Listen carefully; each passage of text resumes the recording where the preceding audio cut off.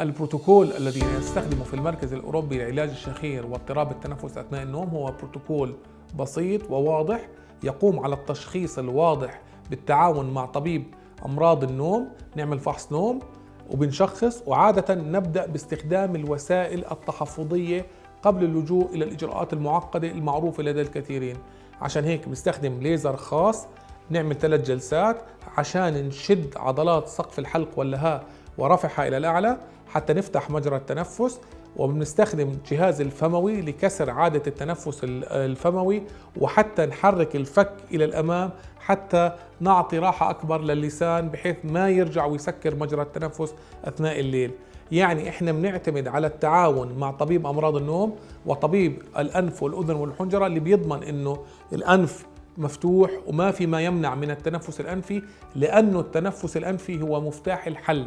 جودة حياتك تكمن في التنفس من الأنف.